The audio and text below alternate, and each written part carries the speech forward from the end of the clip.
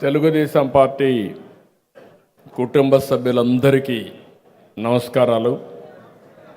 ఈవేళ శ్రీ నందమూరి తారక రామారావు గారి వర్ధంతి. ఎన్టీఆర్ మనందరికీ దూరమై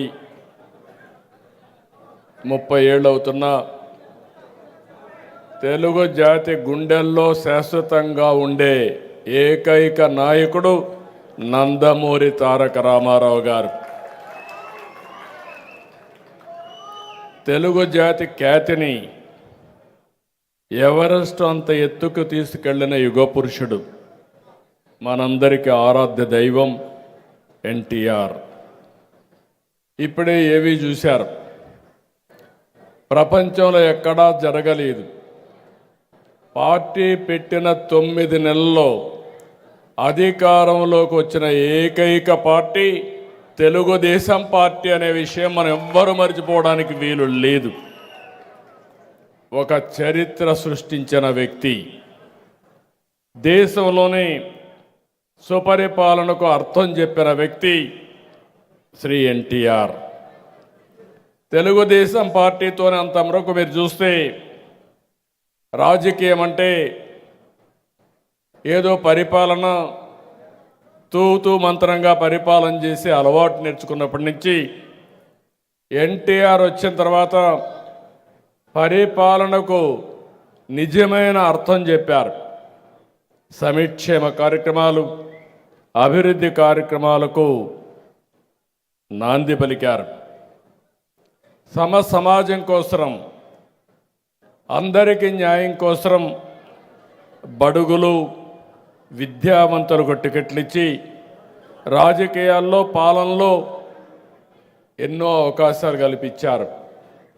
ఆయన రాకమునుపు మీరు ఒక్కసారి చూస్తే రాజకీయాల్లో ఉండే ప్రతి ఒక్కరు కూడా చదువుకోని వ్యక్తులు, ఓనుమాలు లేని వ్యక్తులు, వేలిముద్ర వేసే వ్యక్తులుంటే కాదు, అన్ని వర్గాల్లో చదువుకున్న వారిని సమర్థవంతులను రాజకీయాల్లోకి తేవాలని ఆలోచించిన ఏకైక నాయకుడు భారతదేశంలో ఎన్టీ రామారావు గారు.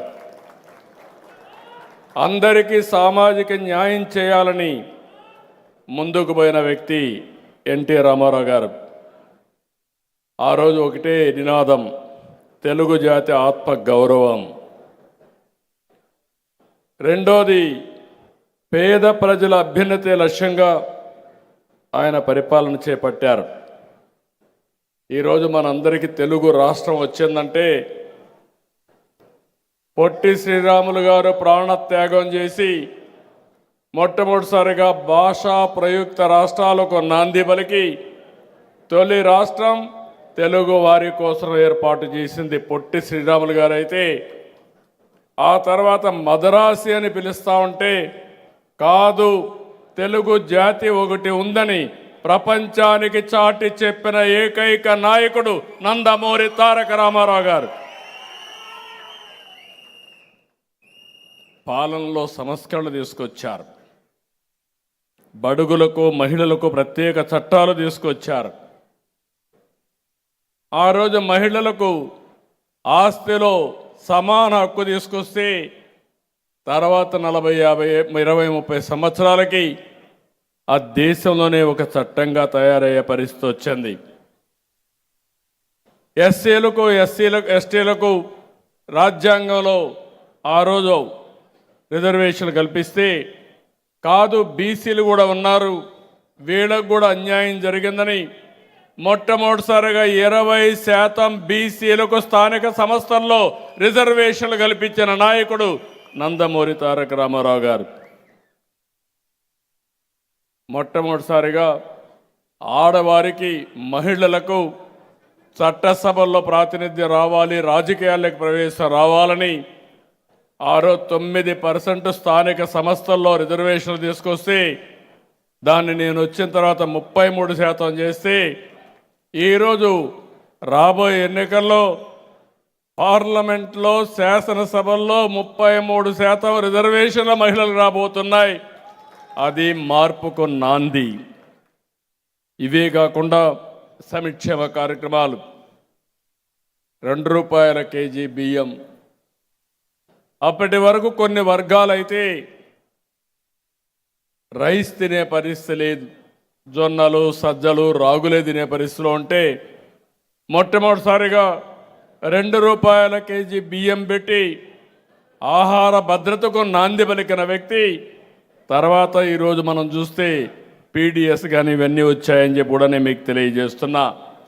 ఆయన స్ఫూర్తితో మీరు ఇంకొక వారిని చూస్తే తిరుమల తిరుపతి దేవస్థానంలో అన్నదానం ప్రవేశపెట్టారు. ఒక వినూత్నమైన కార్యక్రమం. ఈరోజు 1,00,000 మందికి అన్నదానం అనునిత్యం పెట్టే పరిస్థితి వచ్చింది. దాతలే ముందుకు వచ్చారు. ఈరోజు ఏమాత్రం కూడా ఇబ్బంది లేకుండా సుజావుగా కార్యక్రమాలు జరిగే పరిస్థితికి వచ్చింది. అవన్నీ చేసిన తర్వాత ఈరోజు మనం ఆలోచించి మొత్తం అన్నా క్యాంటీన్ పెట్టి రాష్ట్రం మొత్తం దగ్గర దగ్గర 225 ఉన్నాయి.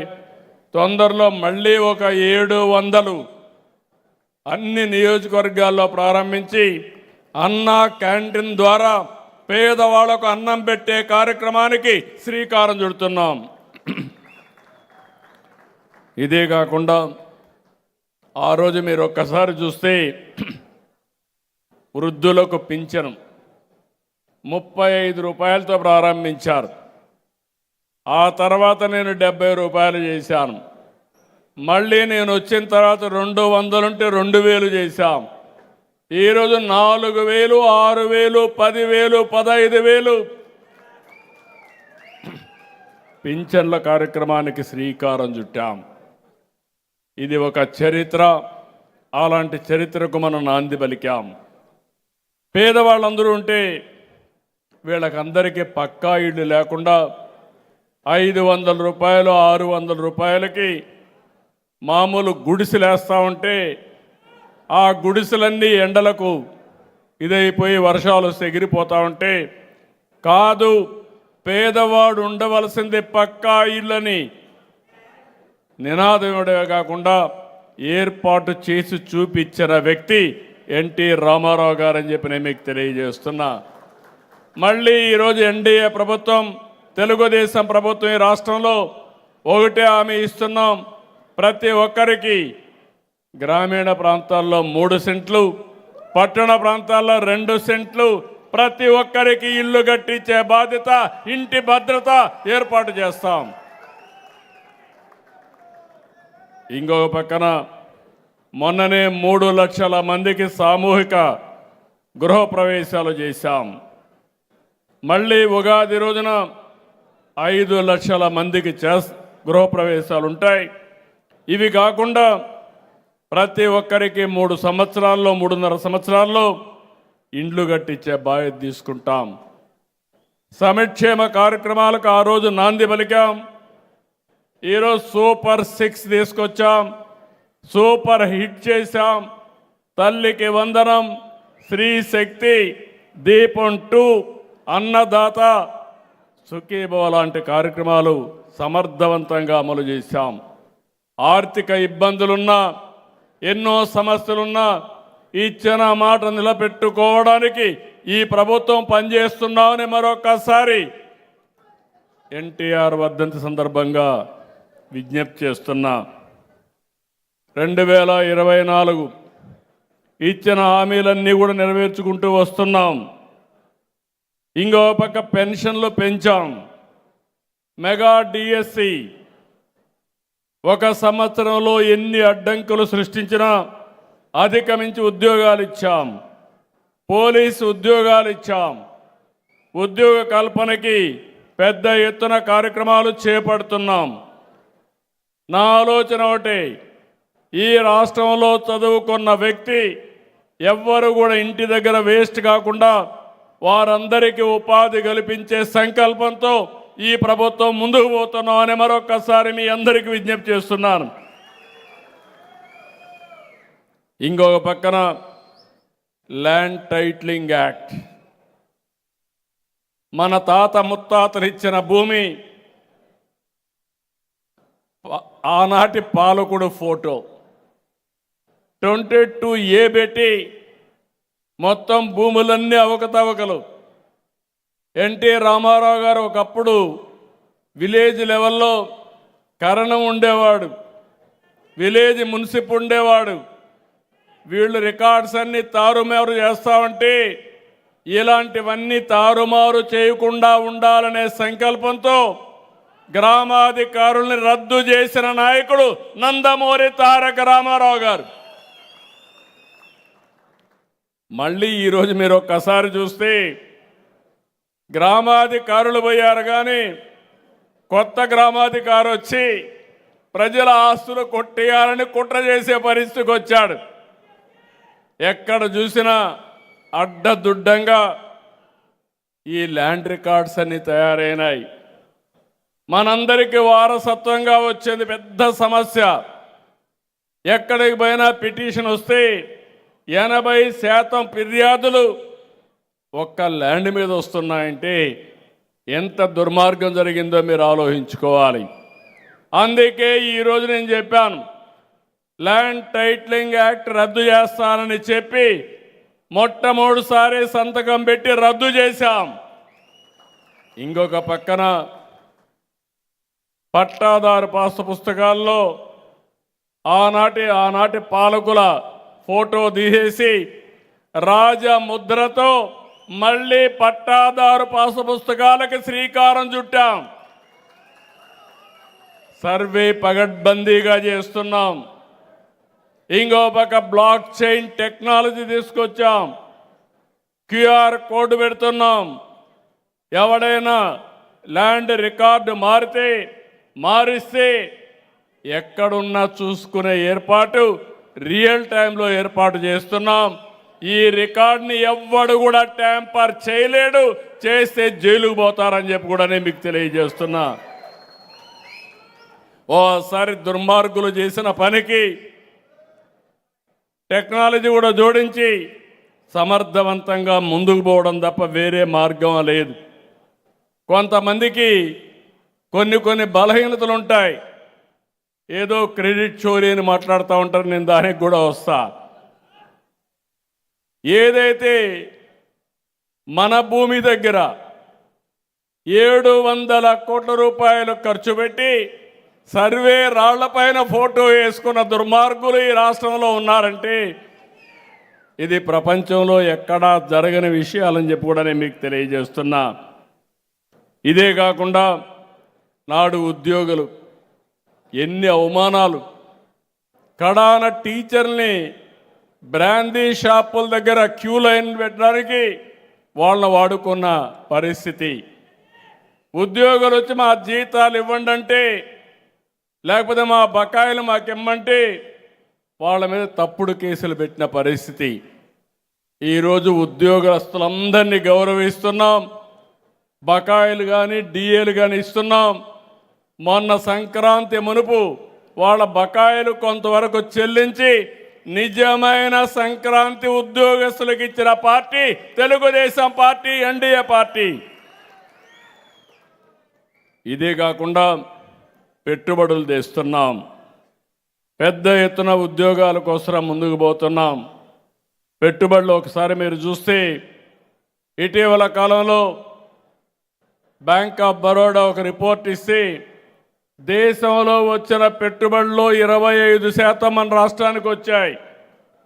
29 రాష్ట్రాలు ఉంటే దగ్గర కేంద్ర పాలిత రాష్ట్రాలు ఉంటే మనకు అంత పెట్టుబడి వచ్చిందంటే అది ఈ ప్రభుత్వం యొక్క చొరవ అని చెప్పి కూడా నేను మీకు తెలియజేస్తున్నా. ఇదే కాకుండా మొన్ననే 8,50,000 కోట్ల రూపాయల పెట్టుబడులు SIPBలో క్యాబినెట్ మీటింగ్లో క్లియర్ చేశాం. మళ్ళీ ఈరోజు విశాఖపట్నంలో పెట్టిన CI పార్ట్నర్షిప్లో 13,25,000 కోట్ల రూపాయలు పెట్టుబడులు వచ్చే పరిస్థితికి వచ్చాయి. ఇవన్నీ కానీ సక్రమంగా మనం చేయగలిగితే పెద్ద ఎత్తున ముందుకు పోతాం. నిన్నే మీరు చూశారు కాకినాడలో ఏదైతే గ్రీన్ అమోనియా ప్రపంచంలోనే మొట్టమొదటిసారిగా ఆంధ్రప్రదేశ్లో లార్జెస్ట్ గ్రీన్ అమోనియా ప్లాంట్ తయారు చేస్తున్నామంటే అది తెలుగు వారి యొక్క సత్తా, తెలుగుదేశం పార్టీ చూపించిన చొరవ.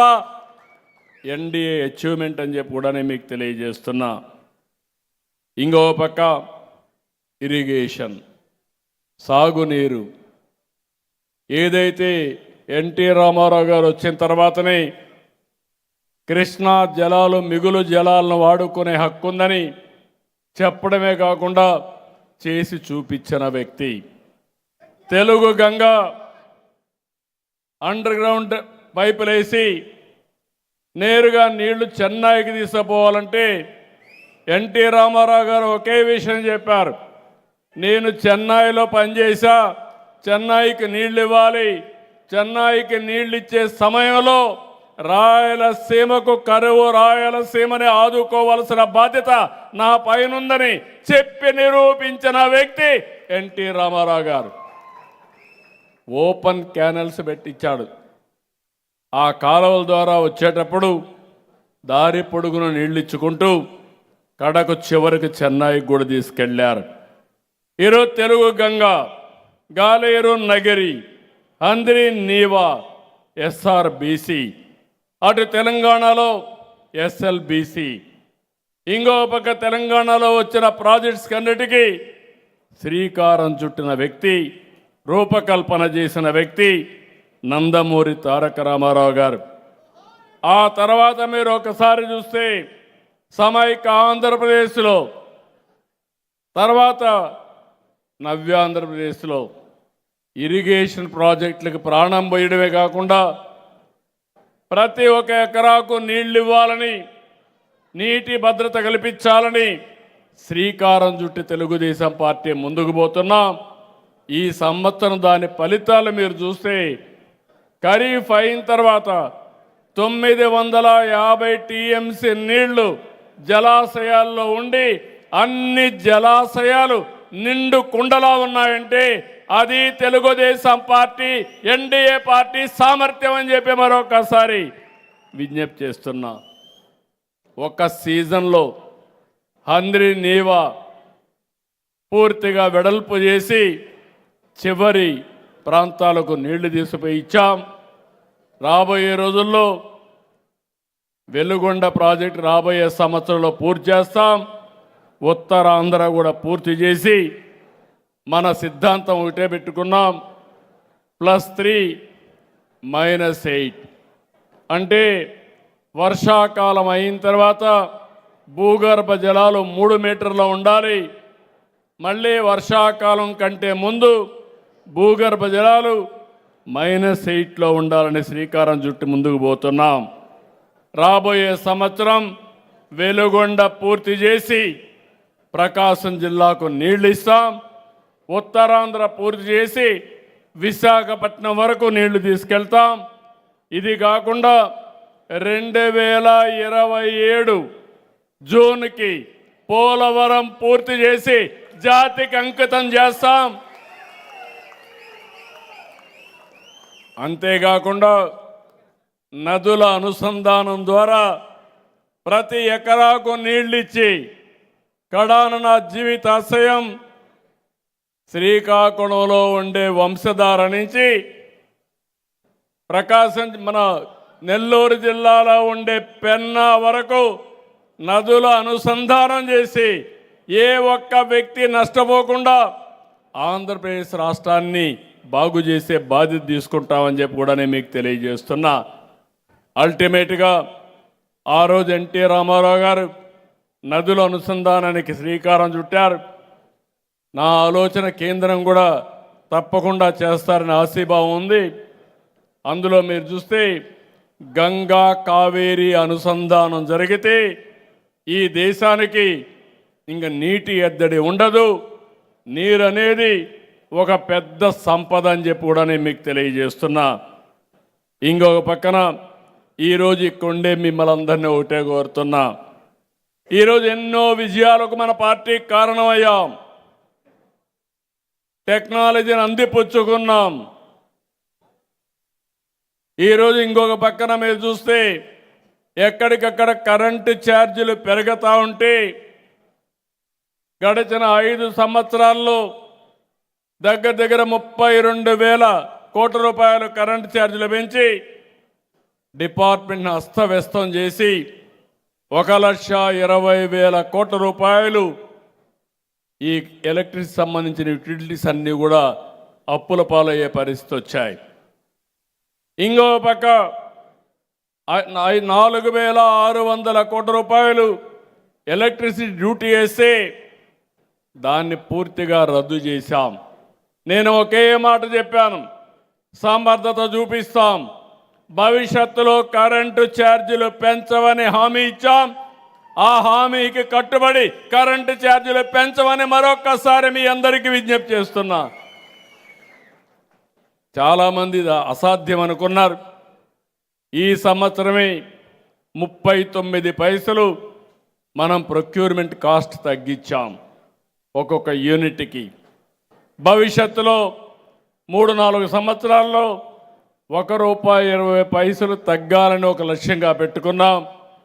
దీనికోసం సూర్య గారు కానీ ఇంకో పక్కన కుసుమ్ కానీ పెద్ద ఎత్తున ప్రతి ఒక్క ఇంటి దగ్గరనే కరెంటు ఉత్పత్తి చేసుకునే కార్యక్రమానికి శ్రీకారం చుట్టామని చెప్పి కూడా నేను మీకు తెలియజేస్తున్నా. ఈరోజు మనందరం ఒకటి గుర్తుపెట్టుకోవాల్సిన అవసరం ఉంది. లాస్ట్ ఏ పార్టీకి లేనటువంటి బ్రహ్మాండమైనటువంటి కార్యకర్తల బలం ఉండే ఏకైక పార్టీ. 1 కోటి మంది సభ్యులున్నారు. అంటే 1 కోటి కుటుంబాలు కలిగినటువంటి ఏకైక పార్టీ తెలుగుదేశం పార్టీ. మీ ఉత్సాహం చూస్తే, మీ అభిమానం చూస్తే నాకు కొండంత బలం, ఇదే పెద్ద ఆస్తి.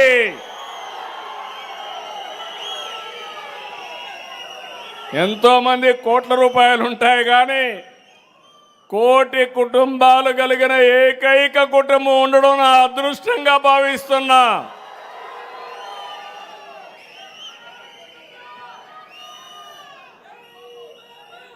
ఈరోజు నేను చూస్తున్నాను, ఎన్టీ రామారావు గారు వేసిన ఫౌండేషన్ మామూలు ఫౌండేషన్ కాదు ఇది. ఎవరైనా తెలుగుదేశం పార్టీ పని అయిపోయిందంటే వాళ్ళ పని అయిపోయింది తప్ప తెలుగుదేశం పార్టీ మాత్రం చెక్కు చెదరలేదు, చెక్కు చెదరదు. 82లో ప్రారంభించాం, 2026కు వచ్చాం. ఇంకో పక్క మీరు చూస్తే ఎన్నో రాజకీయ పార్టీలు ఉన్నాయి, ఎన్నో ప్రాంతీయ పార్టీలు ఉన్నాయి. దేశ రాజకీయాల్లో చక్రం తిప్పిన పార్టీ తెలుగుదేశం పార్టీ. ఇప్పుడు మీరు చూశారు, ఏవీలో చూశారు, 35 మంది పార్లమెంటు సభ్యులతో 85లో ప్రతిపక్ష హోదా నిర్వహించిన party Telugu Desam party. National front పెట్టి దానికి చైర్మన్గా ఎన్టీ రామారావు గారుండి యాంటీ కాంగ్రెస్ పోరాటం చేసి ప్రభుత్వాన్ని ఏర్పాటు చేసిన స్ఫూర్తిదాయకమైన నాయకుడు నందమూరి తారక రామారావు గారు. ఆ తర్వాత యునైటెడ్ ఫ్రంట్ 2 సార్లు గవర్నమెంట్లు ఏర్పాటు చేయడంలో నేను కన్వీనర్గా పనిచేశాను.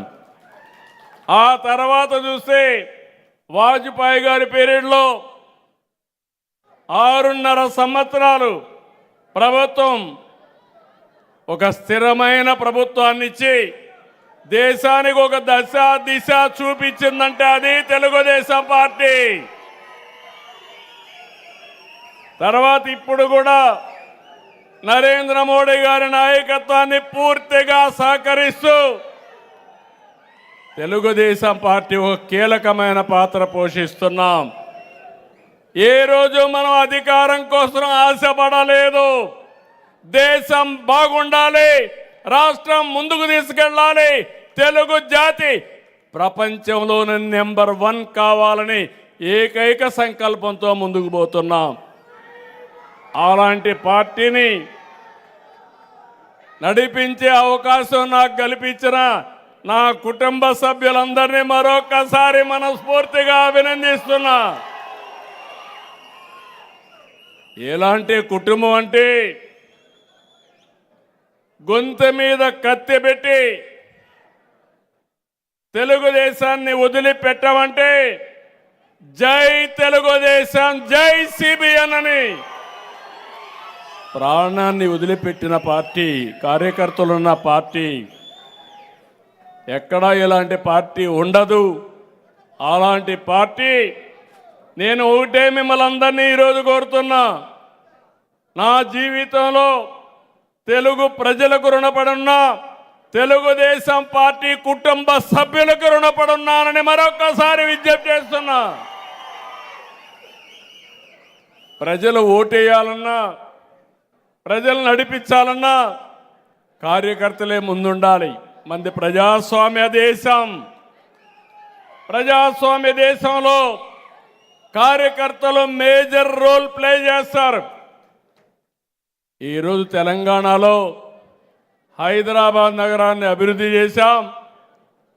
మనం చేసిన పని మీరు చూస్తే దేశంలో నెంబర్ 1 రాష్ట్రంగా తెలంగాణ ఉందంటే, హైయెస్ట్ పర్ క్యాపిటల్ ఇన్కమ్ వచ్చిందంటే ఆ 9 సంవత్సరాలు సమైక్య ఆంధ్రప్రదేశ్లో నేను ముఖ్యమంత్రిగా ఉన్నప్పుడు జరిగింది. నేను ముఖ్యమంత్రి కావడానికి కారణం తెలుగుదేశం పార్టీ కుటుంబ సభ్యులు, మీ త్యాగాలు, మీ కష్టార్జితం అని చెప్పి కూడా నేను మీకు తెలియజేస్తున్నా. అలాంటి కార్యకర్తల్ని ఈరోజు ఉండడం నా అదృష్టంగా నేను భావిస్తూ, నేను ఒకటే మిమ్మల్ని కోరుతున్నా, నూతనమైన శకానికి చూశాను మా ఆడబిడ్డ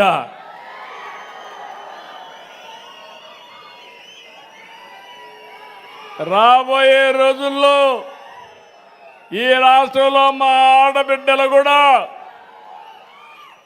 తెలుగుదేశం కండువా కట్టుకొని తలగట్టుకొని వీర వనితల్లా ముందుకు పోయే ఏర్పాటు వస్తుంది. అలాంటి శక్తివంతమైన ఆడబిడ్డలను తయారు చేసే బాధ్యత, నాయకులుగా తయారు చేసే బాధ్యత తెలుగుదేశం పార్టీ తీసుకుంటాం. నేను అందుకని మీ అందరికీ ఒకటే విజ్ఞప్తి చేస్తున్నా, రాష్ట్రంలో ఉండే అందరికీ.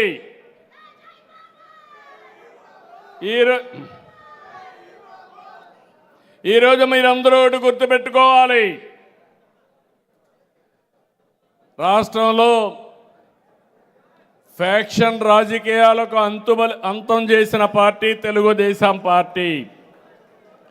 నేను ఎప్పుడో ప్రారంభించాను, సమాజంలో శాంతి ఉండాలి, అందరికీ రక్షణ ఉండాలి, అప్పుడే నిజమైనటువంటి ప్రశాంతత ఉంటుందని చెప్పాను. ఆ రోజు కొంతమంది తీవ్రవాదులు కూడా ఈ రాష్ట్రాన్ని ఇబ్బంది పెట్టాలంటే రాజీ లేని పోరాటం చేశా.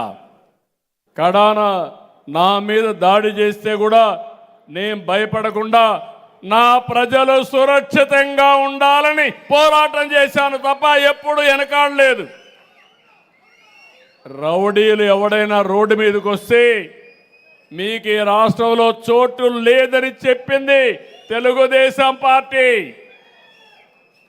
మత సామరస్యాన్ని కాపాడిన పార్టీ, మత విద్వేషాలని కంట్రోల్ చేసిన పార్టీ, కర్ఫ్యూని పూర్తిగా లేకుండా చేసిన పార్టీ తెలుగుదేశం పార్టీ అని చెప్పి కూడా నేను మీకు తెలియజేస్తున్నా.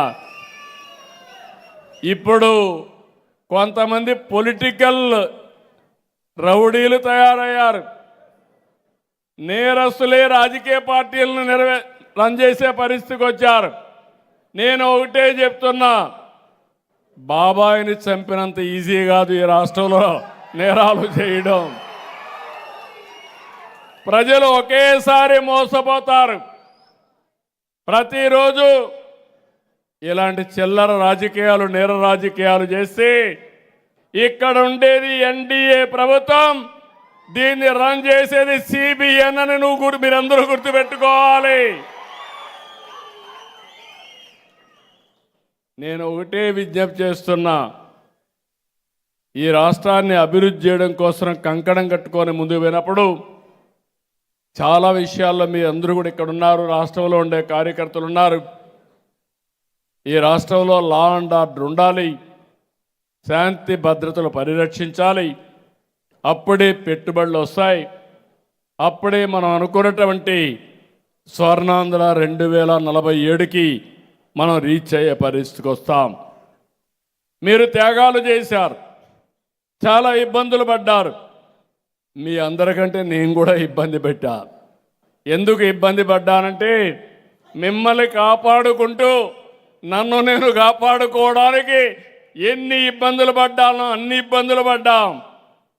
అయితే అదే సమయంలో మీరు గుర్తుపెట్టుకోవాల్సింది మన ధ్యేయం ఒకటే. ఏదో కక్ష తీర్చుకోవడానికి రాజకీయాల్లోకి నేను రాలేదు. తెలుగు జాతిని బాగు చేయడానికి నెంబర్ 1 కమ్యూనిటీగా చేయడానికి వచ్చాం తప్ప ఆ రోజు ఎన్టీ రామారావు గారు, ఈరోజు నేను ఇంకొకటి కాదని చెప్పి కూడా నేను మీకు తెలియజేస్తున్నా. నేను మీ సెంటిమెంట్స్ అన్నీ అర్థం చేసుకుంటున్నాను. నాయకుడిగా ఉన్నప్పుడు సెంటిమెంట్ అర్థం చేసుకోవాలి. అర్థం చేసుకొని మళ్ళీ క్యాడర్ని, నాయకుల్ని సమర్థవంతమైన సరైన మార్గం నడిపించకపోతే నేను తప్పు చేసిన వాడిని అవుతాను. ఆ విషయం కూడా మీరు గుర్తుపెట్టుకోవాల్సిన అవసరం ఉంది. ఎమోషన్ అవసరం. అదే మాదిరిగా మనం దేనికోసం పనిచేస్తున్నామో ఆ లక్ష్య సాధనలో కాంప్రమైజ్ అయితే మనం దెబ్బతినే పరిస్థితికి వస్తాం. ఆ విషయం కూడా గుర్తుపెట్టుకోవాలి. 18 నెలలు ఈ రాష్ట్రం ఏమవుతుందని అందరూ ఆలోచించారు. ఏమవుతుంది అని ఆలోచించిన వాళ్ళందరికీ సమాధానం 18 నెలల్లో చెప్పాం. నిన్న సంక్రాంతికి 30 లక్షల మంది వేరే ప్రాంతాల నుంచి ఉన్నవాళ్ళు ఇక్కడికి వచ్చి 3 లక్షల కార్లు హైదరాబాద్ నుంచి ఇక్కడికి వచ్చాయంటే అది మనం చూపించిన స్ఫూర్తి. రాష్ట్రంలో తెలుగు జాతిలో కల్పించిన ఆత్మవిశ్వాసం అవునా కాదా అని మిమ్మల్ని అడుగుతున్నా. అలాంటి ఈ 18 నెలల్లో ఇది వచ్చినప్పుడు ఇంకా రాబోయే రోజుల్లో ఏ విధంగా ముందుకు తీసుకుపోవాల్సిన బాధ్యత అవసరం ఉంది. అనునిత్యం నేను గుర్తుపెట్టుకుంటున్నాను. మీరు చేసిన త్యాగాలు, మీరు చేసినటువంటి పని ఎప్పుడూ నేను గుర్తుపెట్టుకుంటానని చెప్పి కూడా నేను మీకు తెలియజేస్తున్నా. అందుకే నాయకులకు కూడా చెప్పాను, కార్యకర్తలు లేకపోతే నాయకులు లేదు. కొన్ని సందర్భాల్లో నాయకులను ఒకరిద్దరు బయట నుంచి కూడా తెచ్చుకుంటాం. ఎందుకంటే గెలవాలి, మంచి నాయకులు కావాలని. వచ్చిన నాయకులు కూడా గుర్తుపెట్టుకోవాలి, అందరూ గుర్తుపెట్టుకోవాలి. ఇది ఒకరోజు పార్టీ కాదు, 45 సంవత్సరాలు అనునిత్యం నర్చర్ చేసి సమర్థవంతమైన కుటుంబంగా తయారు చేసిన పార్టీ తెలుగుదేశం పార్టీ. కొంతమందికి తెలియకపోవచ్చు, హైదరాబాద్లో రేకులు షెడ్ కింద కూర్చొని పైన కిందన వేడుంటే అక్కడ శిక్షణా కార్యక్రమాలు పెట్టి సమర్థవంతమైన నాయకులను తీసుకొచ్చాం. నేను అందుకని ఎన్ని పనులున్నా ఆర్గనైజేషన్ విషయంలో నా జీవితంలో ఎప్పుడు కూడా నేను అశ్రద్ధ చెయ్యను. ఆ విషయం మీరు గుర్తుపెట్టుకోవాలి. ఈరోజు ఎన్నో పార్టీలు ఉన్నాయి. కార్యకర్తల సమిక్షేమం కోసం పనిచేసిన పార్టీ ఒక్క పార్టీ తెలుగుదేశం పార్టీ. మన పార్టీ కార్యకర్తల్ని చంపేస్తే, కొన్ని సంఘటనలో చనిపోతే ఆ కుటుంబం అనాథలుగా మారతారనే ఆలోచనతో తెలుగుదేశం పార్టీ కార్యకర్తలకు ప్రత్యేకంగా స్కూల్ పెట్టిన పార్టీ ఒక్క తెలుగుదేశం పార్టీ తప్ప ఎక్కడా వేరే పార్టీ లేదు. పార్టీ ఆఫీస్కి వస్తే ఒక కల్చర్ పెట్టాను నేను. మధ్యాహ్నం వస్తే భోంచేసి వెళ్ళాలి, కాఫీ టీ ఇవ్వాలి, గౌరవప్రదంగా చూసుకోవాలని చెప్పి పెట్టి ఇటీవల జనరల్ సెక్రటరీ అయితే మన లోకేష్ గారు అయితే ఒక ప్రోగ్రాం తీసుకొచ్చి ఎవరైనా చనిపోతే ముందు 2 లక్షలతో ప్రారంభించి ఇప్పుడు 5 లక్షల రూపాయలు ఇన్సూరెన్స్ కల్పించిన పార్టీ తెలుగుదేశం పార్టీ. ఇంకా ఇలాంటి సంక్షేమ కార్యక్రమాలు పెద్ద ఎత్తున మనం ముందుకు తీసుకెళ్దాం. ఈరోజు మనం అందరం కుటుంబం అనుకున్నప్పుడు, రాష్ట్రాన్ని బాగు చేసే బాధ్యత మనం తీసుకున్నప్పుడు, మిమ్మల్ని గౌరవించే బాధ్యత, మీ గౌరవాన్ని పెంచే బాధ్యత పార్టీ అధినేతగా నేను తీసుకోవాల్సిన అవసరం ఉంది. ఈరోజు ఒక పక్క నేను పార్టీ అధ్యక్షుడిని, ఇంకో పక్క ముఖ్యమంత్రిని. మీరు గుర్తుపెట్టుకోవాలి, ఇది ప్రజాస్వామ్యం. పార్టీ అధ్యక్షుడిగా ఒక ఎలక్షన్ మేనిఫెస్టో ఇచ్చాను. నేను ఇచ్చిన మేనిఫెస్టో ఇంటింటికి పోయి తెలుగుదేశం పార్టీ కుటుంబ సభ్యులు హామీ ఇచ్చారు. ముఖ్యమంత్రిగా ఈరోజు ఇచ్చిన హామీలు నిలబెట్టుకోవడానికి సూపర్ 6 కానీ, అభివృద్ధి కానీ, సుపరిపాలనకు నాంది పలికాం. అది మీ చొరవ. ఆ రోజు ప్రజల్ని నమ్మకాన్ని కల్పించారు. ఈరోజు మళ్ళీ కోరుతున్నా, ఆ నమ్మకం ఎలక్షన్ల కోసమే కాదు, అనునిత్యం రీఎన్ఫోర్స్ చేసుకుంటూ ముందుకు పోయే బాధ్యత మనందరిపైన ఉంది. అందుకే మీ అందరికీ విజ్ఞప్తి చేస్తున్నా, నాయకులను కూడా కోరుతున్నా. నేను చాలాసార్లు చెప్పాను, ఓసారి ఈ విషయం కూడా మనం గుర్తుపెట్టుకోవాల్సిన అవసరం ఉంది. జవాబుదారీతనం చాలా ముఖ్యం. ఆ విషయం కూడా అందరం గుర్తుపెట్టుకోవాలి. మీరు నేను మీకు జవాబుదారీ, మీరు నేను కలిసి ప్రజలకు జవాబుదారీ. ఈ రెండు ఉన్నంత వరకు ఏ శక్తి మనల్ని ఏం చేయలేదు. మనమేదో మళ్ళీ ఒక 5 ఏళ్ళుండే మళ్ళా అపోజిషన్ రావడానికి సిద్ధంగా లేము. అదే తెలుగుదేశం పార్టీ ఎప్పుడూ గెలిచుంటే ఇప్పటికీ రాష్ట్రం ఎక్కడికి తీసుకుపోయేవాళ్ళమో మనం ఆ విషయాన్ని గుర్తుపెట్టుకోవాల్సిన అవసరం ఉంది. ఈరోజు గుజరాత్లో 25 సంవత్సరాలుగా ఒకటే పరిపాలన, ఒకటే పార్టీ ఉంది, బీజేపీ ఉంది. మళ్ళా గెలుస్తున్నారు కాబట్టి ఒక సుస్థిరమైన పాలన, సమర్థవంతమైన పాలన ఇచ్చారు. దేశంలో ప్రథమ స్థానంలో ఆ రాష్ట్రాన్ని పెట్టే పరిస్థితికి వచ్చారు. ఈరోజు కేంద్రంలో నరేంద్ర మోడీ గారు 3వసారి ప్రధానమంత్రి అయ్యి ప్రపంచంలోనే భారతదేశం యొక్క సత్తా ఏంటో చాటి చూపించే పరిస్థితికి వచ్చారు. ఇవన్నీ కూడా ఒక ఆదర్శంగా మనం కూడా తీసుకొని రాబోయే రోజుల్లో ఈ రాష్ట్రాన్ని బాగు చేస్తూనే తెలుగుదేశం పార్టీ కార్యకర్తలు, నాయకులు గౌరవాన్ని పెంచుకునే విధంగా ముందుకు పోవాల్సిందిగా మరొకసారి మిమ్మల్ని అందరినీ కోరుతున్నా. కుట్రలు, కుతంత్రాలు రాజకీయాల్లో చేస్తూనే ఉంటారు. 18 నెలల్లో నేను చూశాను, ఎన్ని విధాల రావాలనో అన్ని విధాల వచ్చే పరిస్థితికి వచ్చారు. ఈరోజు మీరు ఆ పార్టీ పుట్టుకే మీరు చూస్తే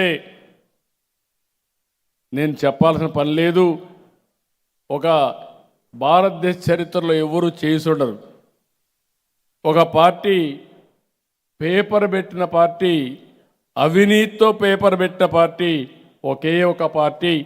అలాంటి పార్టీతో మనం పోరాడడం మన దౌర్భాగ్యంగా నేను భావిస్తున్నా. ఎందుకంటే ఎవ్వరు పెట్టుకోలేదు అలాంటి పార్టీ.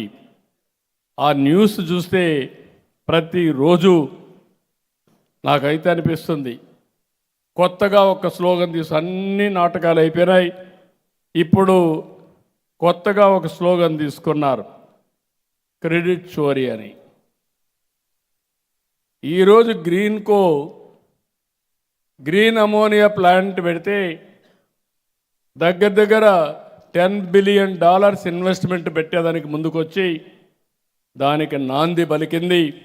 సోలార్, విండ్, అదే మాదిరిగా పంప్డ్ స్టోరేజ్ ఇచ్చింది. మనం అధికారంలో ఉంటే ఇస్తే దానికి అడ్డపడి కనీసం మళ్ళా వచ్చిన తర్వాత దాన్ని స్ట్రీమ్లైన్ చేసి ఇప్పుడు ముందుకు తీసుకుపోతే దానిపైన రాసే పరిస్థితి వచ్చారు. భోగాపురం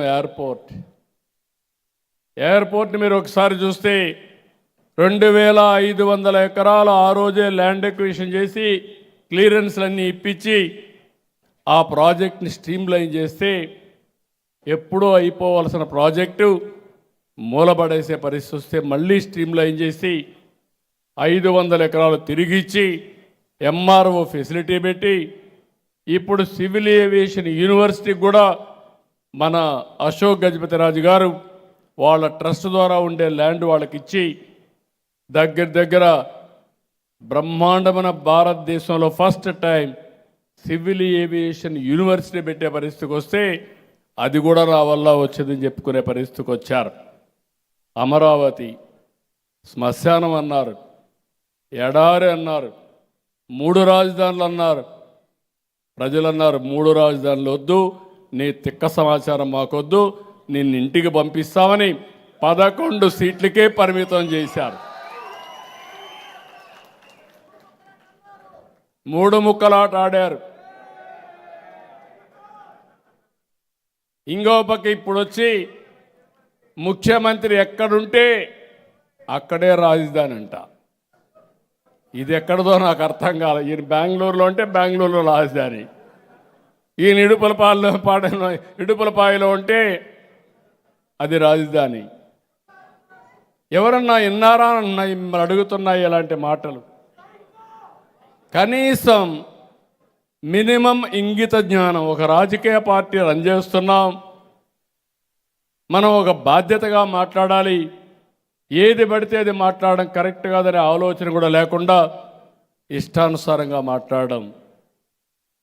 రాజధాని అమరావతి పెడితే 5 ఏళ్ళు రాజధాని అంటే ఎక్కడా చెప్పుకోలేని పరిస్థితి. ఏది రాజధాని అంటే మూడు రాజధానులు, 3 ముక్కలాట.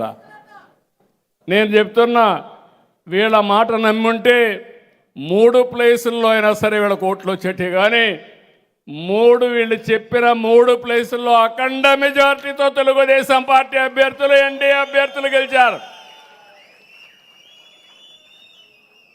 ఇప్పుడు కూడా చెప్తున్నా, ఆంధ్రప్రదేశ్ రాజధాని, ఆంధ్రప్రదేశ్ రాజధాని, ఆంధ్రప్రదేశ్ రాజధాని గర్వంగా కాలరెత్తుకొని మా రాజధాని, మీ రాజధాని ఏదంటే మా రాజధాని అమరావతిని. ఆ రోజు దేవతల రాజధాని, ఇప్పుడు కూడా దేవతల రాజధాని అమరావతి, ప్రజా రాజధాని అమరావతి. అన్ని ప్రాంతాల అభివృద్ధి చేస్తాం. అదే సమయంలో గర్వంగా నా రాజధాని అమరావతిని చెప్పుకొని విశాఖపట్నం నెంబర్ 1 సిటీ అవుతుంది, తిరుపతి మెగా సిటీ అవుతుంది, రాష్ట్రం అన్ని ప్రాంతాల అభివృద్ధి అవుతుంది. అభివృద్ధి అయిన ఈ రాష్ట్రానికి కేంద్రంగా అమరావతి ఉంటుందని చెప్పి కూడా నేను మీకు తెలియజేస్తున్నా. అందుకనే క్రెడిట్ చోరీ లేదు. ఈ క్రెడిట్ చోరీ అని చెప్పి గింజుకున్న ఒక సైబరాబాద్, ఒక కియా, ఒక గూగుల్, ఒక భోగాపురం, ఒక గ్రీన్ ఎనర్జీ, లేకపోతే 45 సంవత్సరాలుగా ఈ దేశంలో ఒక ప్రత్యేకత సంతరించుకున్న తెలుగుదేశం పార్టీని నువ్వు ఏమాత్రం ఊహించుకోలేవు. భవిష్యత్తులో ఊహించుకునే అవకాశం కూడా ఉండదు. మీకు అర్థం కాదు. అర్థం కాని వాళ్ళు ఇట్లే ఉంటారు. నేను చాలా రాజకీయాలు చూశాను, కానీ వీళ్ళు ఎలాంటి వాళ్ళంటే వీళ్ళ క్రెడిట్ కూడా ఉంది. ల్యాండు, శాండు, వైను, మైను, గంజాయి, డ్రగ్గు, ఇది వీళ్ళ యొక్క క్రెడిట్. అవునా కాదా అని మిమ్మల్ని అడుగుతున్నా. ఇలాంటి వాళ్ళంతా కూడా ఉంటారు. కాబట్టి ఈ విషయం మనం గుర్తుపెట్టుకోవాల్సిన అవసరం ఉంది. ఈరోజు మనం ఆలోచిస్తే పెన్నమ్మ తాళి తెంచిన నేరస్తులను కాపాడుతున్నటువంటి పార్టీని ఏమనాలి బ్రదర్? ఏమనాలమ్మా మీరు చెప్పండి. ఇలాంటి పార్టీలు కూడా మనల్ని విమర్శించే పరిస్థితికి వస్తున్నారు. నేను చెప్పిన దానికి ఈరోజు మనం గుర్తుపెట్టుకోవాల్సింది, ఈరోజు మనందరం కూడా నిన్న పల్నాడులో ఇది జరిగితే దాన్ని కూడా రాజకీయం చేస్తున్నారు. రెండోది ఇది రెచ్చగొడుతున్నారు. నేను ఒకటే చెప్తున్నా, గిల్లి కబ్జాలు పెట్టుకోవాలంటే మర్యాదగా ఉండదు. నా దగ్గర మీరు తోక తిప్పలేరు. మీరు ఏదైనా అవసరమైతే అభివృద్ధిలో పోటీ పడండి, సిద్ధాంతపరంగా బాగా చేస్తామని పోటీ పడండి. అంతేగాని సోషల్ మీడియా ఉందని ఇష్ట ప్రకారం క్యారెక్టర్ అసాసినేషన్ చేస్తే మాత్రం ఎక్కడున్నా పట్టుకొచ్చి వీళ్ళని బట్టలు ఊడదీసే పరిస్థితి తీసుకొస్తాను తప్ప వదిలిపెట్టే పరిస్థితి ఉండదు. నేను చాలా స్పష్టంగా ఉన్నా. నువ్వు తప్పు చేస్తే మాత్రం వదిలిపెట్టాను. నువ్వు మంచి చేస్తే నేను ఎవరి జోలుకు రాను. అంతేగాని రాజకీయ ముసుగులో ఘోరాలు నేరాలు చేస్తే మాత్రం వదిలిపెట్టే పరిస్థితి లేదు. మొన్నే పల్నాడు కూడా చూస్తున్నా. పల్నాడులో ఉండే ప్రజలకు విజ్ఞప్తి చేస్తున్నా, రాయలసీమలో ఫ్యాక్షన్ రాజకీయాల్ని, ముఠా రాజకీయాల్ని అంతు చేసిన పార్టీ మళ్ళీ పల్నాడులో పూర్తిగా ప్రక్షాళన చేసి ఎలాంటి వైలెన్స్ లేకుండా శాంతియుతమైన ప్రాంతంగా తయారు చేసే బాధ్యతకు శ్రీకారం చుడతామని చెప్పి కూడా నేను మీకు తెలియజేస్తున్నా. అదర్వైజ్ అక్కడ చూస్తే కడాన నేను ఆ ప్రాంతానికి పోవాలంటే మా ఇంటికి మా గేటుకి తాళాలు వేసిన పరిస్థితి, తాళ్ళు కట్టి పోనీకుండా చేసిన పరిస్థితి. ఆ తాళ్ళు ఆ రోజే చెప్పా, మీ మెడకు ఉరితాళ్ళు అవుతాయని ఆ రోజే చెప్పా. అదే జరిగింది. ఆ విషయాలు వీళ్ళు మర్చిపోతున్నారు. ఇలాంటి తప్పుడు రాజకీయాలు కాదు, ప్రజా రాజకీయాలు చేయాలి, ప్రజలకు రాజకీయాలు చేయాలని చెప్పి నేను మిమ్మల్ని కోరుకుంటూ, ఏదేమైనా నేను మిమ్మల్ని అందరినీ ఒకటే విజ్ఞప్తి చేస్తున్నా, అధికారం వస్తే మనకు బాధ్యత వస్తుంది, వచ్చింది కూడా. ఎప్పుడు కూడా తెలుగుదేశం పార్టీ ఒక బాధ్యత కలిగిన పార్టీ. ప్రతిపక్షంలో ఉన్న, అధికార పక్షంలో ఉన్న ఎప్పుడూ ప్రజాపక్షాన పనిచేశాం, అనునిత్యం ప్రజల కోసమే ఆలోచించాం. ఈరోజు మళ్ళీ మనందరిపైన ఒక బాధ్యత ఉంది. ఈరోజు ఇక్కడుండే ఎన్డీఏ ప్రభుత్వం డబుల్ ఇంజన్ సర్కార్. అటు కేంద్రంలో ఎన్డీఏ ఉంది, ఇటు రాష్ట్రంలో ఎన్డీఏ ఉంది. మీరందరూ గుర్తుపెట్టుకోవాల్సింది, మూడు పార్టీల్ని ఎక్కడికక్కడ కలుపుకొని మన ఐకమత్యత చాటు చెప్తూ, తెలుగుదేశం పార్టీ మెయిన్గా, ఎందుకంటే మేజర్ పార్టీ కాబట్టి మీకు బాధ్యత ఉంది. అదే సమయంలో జనసేన, బీజేపీని కూడా కలుపుకొని రావడం మన బాధ్యత అని చెప్పి కూడా నేను మీ అందరికీ తెలియజేస్తున్నా. అల్టిమేట్గా మనందరి ధ్యేయం వెల్తీ, హెల్తీ, హ్యాపీ సొసైటీ. 2047కు చాలా క్లియర్గా స్వర్ణాంధ్ర 2047కు రూపకల్పన చేశాం. ప్రతి సంవత్సరం నిర్దిష్టమైన లక్ష్యాలతో ముందుకు పోతున్నాం. రేపటి నుంచి మళ్ళా నేను దావోస్కి వెళ్తున్నానంటే మళ్ళీ అక్కడ నేర్చుకోవడం, పెట్టుబడులు తీసుకురావడం, దీనికోసం ముందుకు పోతున్నాం. ఈరోజు మీ అందరిని ఒకటే కోరుతున్నా, ఎన్టీ రామారావు గారికి నిజమైన నివాళులు మనం అర్పించడం అంటే ప్రపంచంలోనే తెలుగు జాతి నెంబర్ 1 జాతిగా తయారు కావాలి.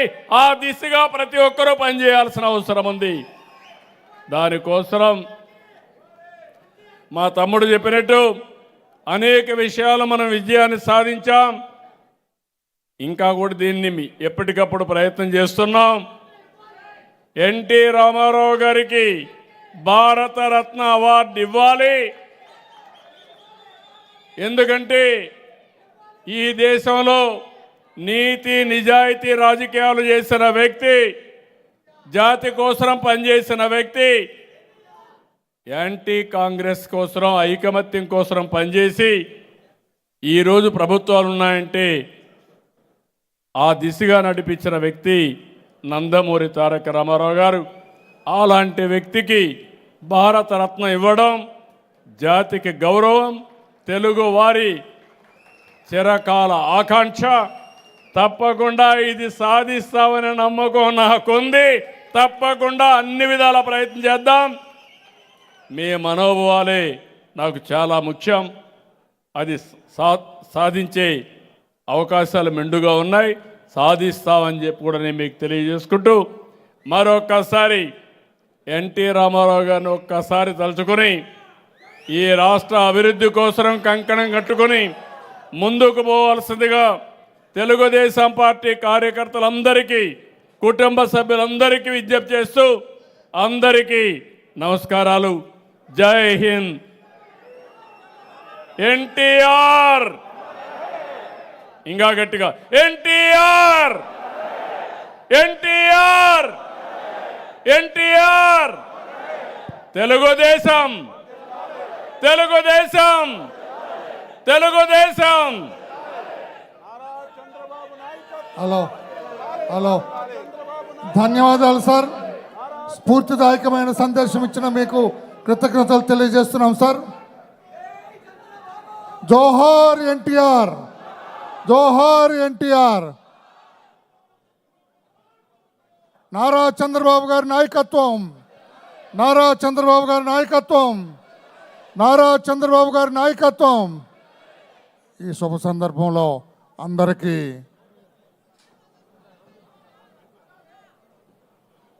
అందరూ కూడా లంచ్ చేసి వెళ్ళవలసిన కోరుతున్నాం. మీ అందరికీ లంచ్ కూడా ఏర్పాటు చేయటం జరిగింది. అందరూ లంచ్ తీసుకొని వెళ్ళవలసిందిగా కోరుతూ ఉన్నాం. అందరికీ కృతజ్ఞతలు, అభినందనలు. నమస్కారం సార్. నమస్కారం.